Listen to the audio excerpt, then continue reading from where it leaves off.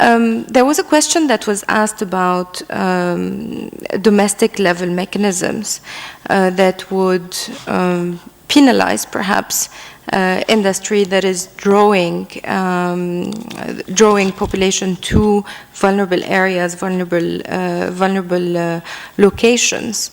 And bringing it back to insurance, I think that one of the most powerful mechanisms is risk pricing, in fact.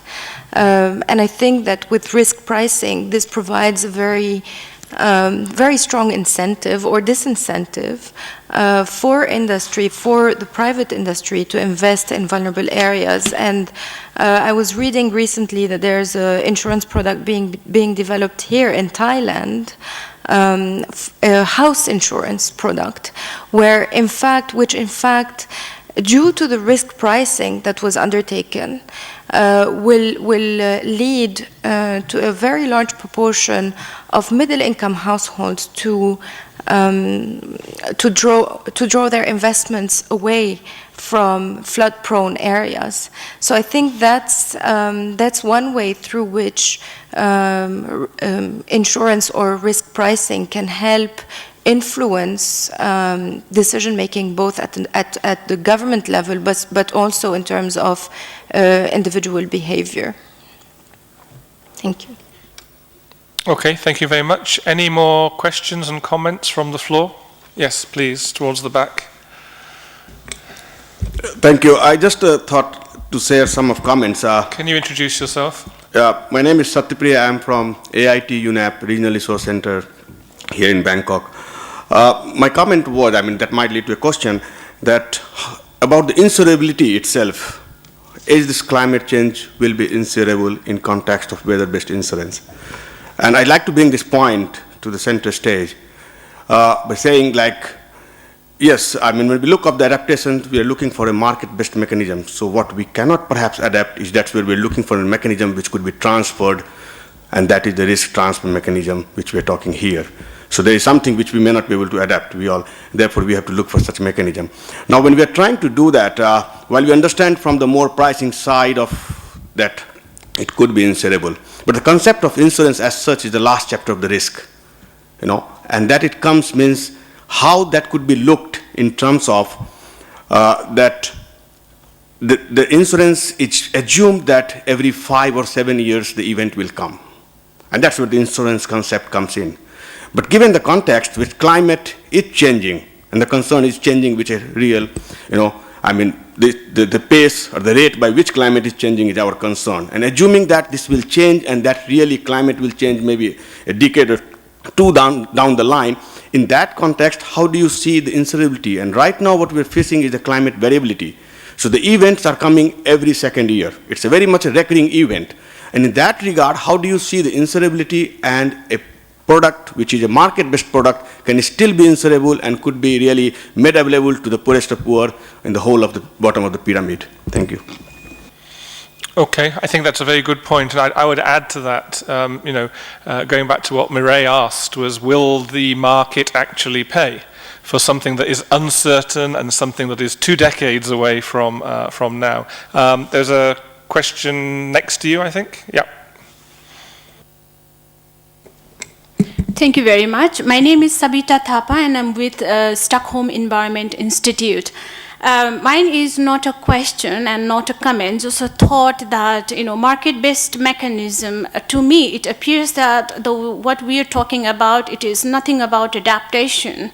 We are only considering that weather is changing, there is going to be climate variability, and based on our models, we are predicting that after 30 or 50 years, climate is going to change, and that will have impacts on the poorest of the poor.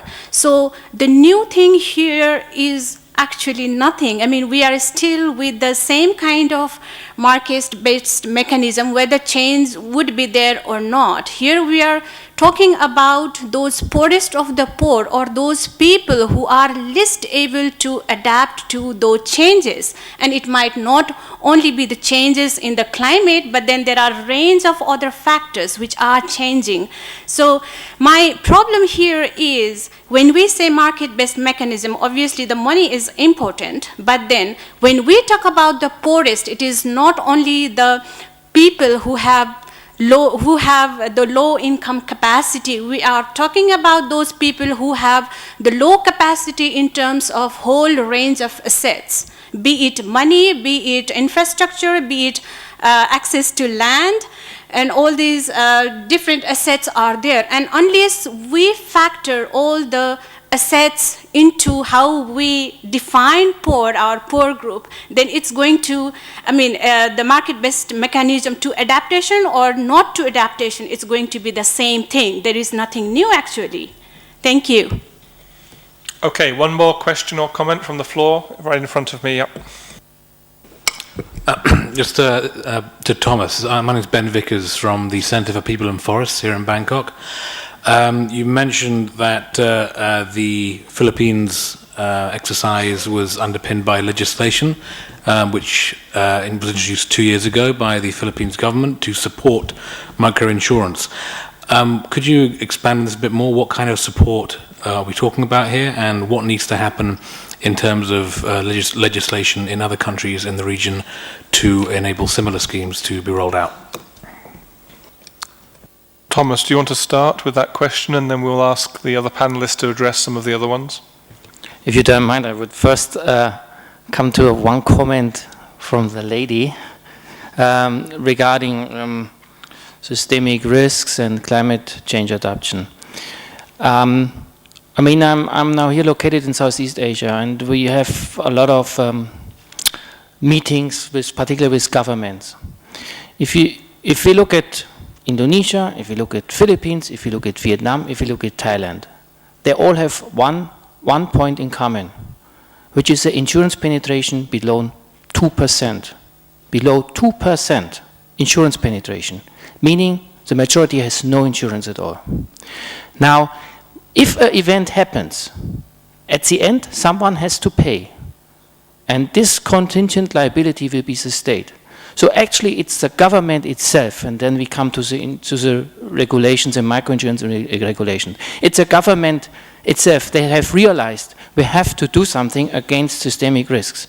And the whole thing starts to accelerate if we look of the loans, how they are provided, particularly for the poor. This is group loan.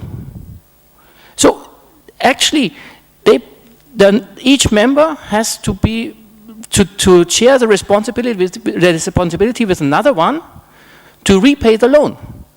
So that's the reason why Credit Life, for example, has a big success story. But it's not only with the death. The most important part is what happens if there is a systemic risk. No one can repay. No one. And then the whole microfinance institutions, they all collapse. We have a recent example, and I can demonstrate you in Pakistan. We can see the collapsing of one microfinance institution after the next one. The good starting point, where we wanted to spend, to give the poverty, to reduce the poverty, to give the poor people the money, access to the financial system. At this point, forgone, for nothing. And this is the point where actually we all have to realize something needs to be done, and needs to be done immediately. And this is a fair point to at least ensure that the good initiative, to ensure the good initiative for the future. And that's the reason why we come in. Now to the insurance regulation and the microinsurance regulation.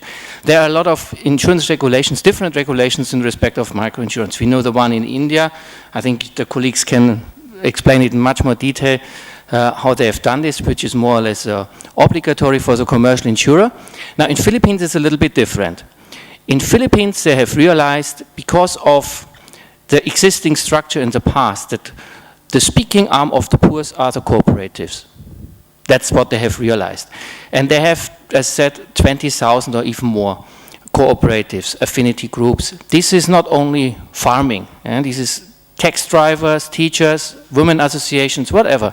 So they are forming a group, and then they build up a cooperative, and there is a law in place to even initiate this cooperative. This was already done years before. Now with this new initiative coming up, they give the cooperatives more or less a motivation to provide financial services to their members, to preferred terms. This means tax advantages. This means also once they act as an insurer, where the allocated risk capital is minimum. However, they have to ensure that they get direct access to the reinsurance market. That's the reason why we are in place. And once it comes to the distribution, the cooperative can only provide the insurance policy to their members.